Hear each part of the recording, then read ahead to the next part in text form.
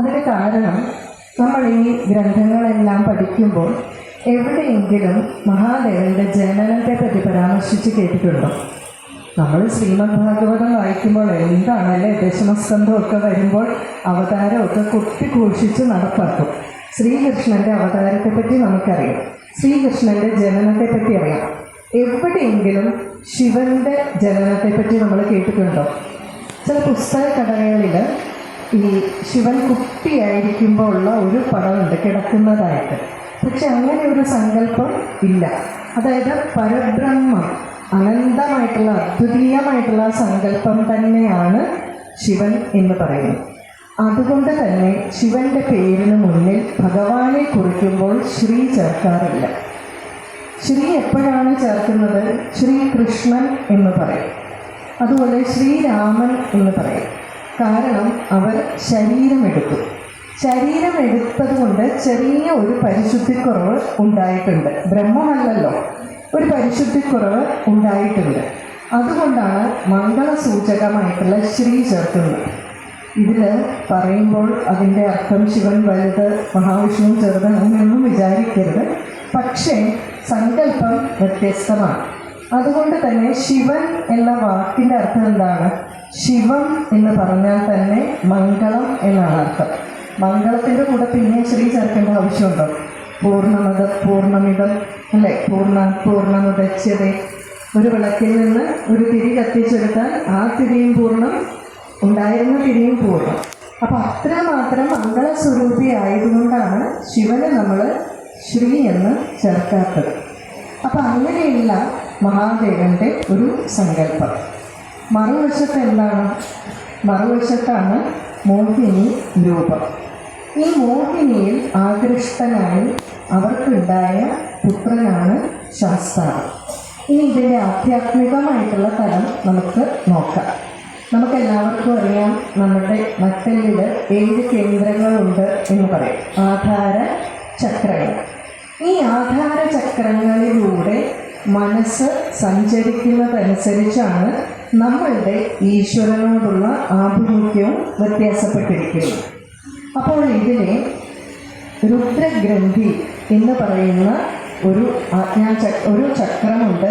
അതുപോലെ തന്നെ വിഷ്ണു ഗ്രന്ഥി എന്ന് പറയുന്ന ചക്രമുണ്ട്. നമ്മളിതിനൊക്കെ ഓരോ ചക്രത്തിന് നമ്മുടേതായ പേരുകൾ കൊടുക്കും, അല്ലെങ്കിൽ ആചാര്യന്മാർ കൊടുത്ത പേരുകളുണ്ട്. എങ്കിലും നമ്മളുടെ മനസ്സ് വിഷ്ണു ഗ്രന്ഥിയിൽ എത്തുമ്പോൾ, ഇവിടെ വിഷ്ണുവും ശിവനുമല്ലേ നമ്മൾ പരാമർശിക്കേണ്ടത് ശാസ്താവായതുകൊണ്ട്. അപ്പോൾ വിഷ്ണു ഗ്രന്ഥിയിലെത്തുമ്പോൾ ഒരാളുടെ മനസ്സ് എല്ലായ്പ്പോഴും ഈശ്വരോന്മുഖം ആയിരിക്കും. വിഷ്ണു ഗ്രന്ഥിയിൽ നിന്നും മനസ്സ് വീണ്ടും ചലിച്ച് രുദ്രഗ്രന്ഥിയിലേക്ക് എത്തി. രുദ്രഗ്രന്ഥിയുമായിട്ട് ചേരുമ്പോൾ ശരിക്കും പറഞ്ഞാൽ അവിടെ ആ ജ്ഞാനോദയം അല്ലെങ്കിൽ പരബ്രഹ്മം അല്ലെങ്കിൽ നമുക്ക് ആ പരമമായിട്ടുള്ള ജ്ഞാനത്തെ പറ്റി അറിവുണ്ടാകുന്നു എന്നാണ് പറയുന്നത്. ഇവിടെ ഒരു കാര്യം ശ്രദ്ധിക്കണം. ഇവിടെ വിഷ്ണു ഗ്രന്ഥി ഏതിനോട് ചേരുന്നു? രുദ്രഗ്രന്ഥിയോട് ചേരുന്നു. 2 വസ്തുക്കൾ തമ്മിൽ ചേരുന്നതിന് യോഗം എന്നാണ് പറയുന്നത്. 2 വസ്തുക്കൾ ചേർന്നാൽ അവിടെ മൂന്നാമതൊന്നും ഉണ്ടാവണം, ശരിയല്ലേ? അപ്പോൾ ഈ വിഷ്ണു ഗ്രന്ഥി രുദ്രഗ്രന്ഥിയുമായിട്ട് യോജിക്കുമ്പോൾ അവിടെ ഉണ്ടായ ആ ചൈതന്യത്തിന്, താരക ബ്രഹ്മത്തിന് പറയുന്ന പേരാണ് ശാസ്താവ്. ആ ഒരു ചൈതന്യം അല്ലെങ്കിൽ ആ ഒരു ദേവൻ അവിടെ ഉണ്ടായി. ഇവിടെ ഇത് ഏത് ചൈതന്യമാണെന്ന് മനസ്സിലാക്കണം. ശിവനും വിഷ്ണുവും തമ്മിൽ ചേർന്നപ്പോൾ ശാസ്താവ് ഉണ്ടായി എന്ന് പറഞ്ഞാലും നമ്മൾ ശാസ്താവിനെ ശൈവ ചൈതന്യമായിട്ടാണ് പറയുന്നത്. അതിനെന്താ കാരണം?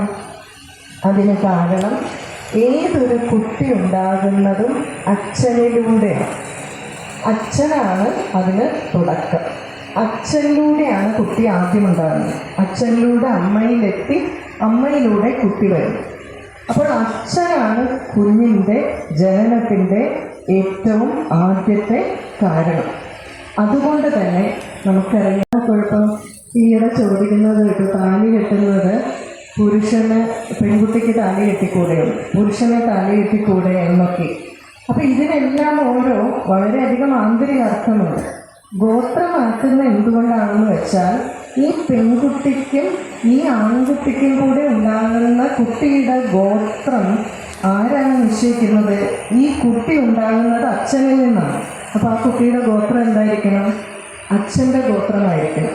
അതുകൊണ്ടാണ് അമ്മയെ കൂടി മാറ്റുന്നത് ഈ ഗോത്രത്തിലേക്ക്. അപ്പം അങ്ങനെ നോക്കിയാൽ ശൈവ അംശമാണ് ശാസ്താവ്. അപ്പം അങ്ങനെ ഒരു ജീവനുണ്ടായി, അങ്ങനെ ഒരു മൂർത്തി ഉണ്ടായി.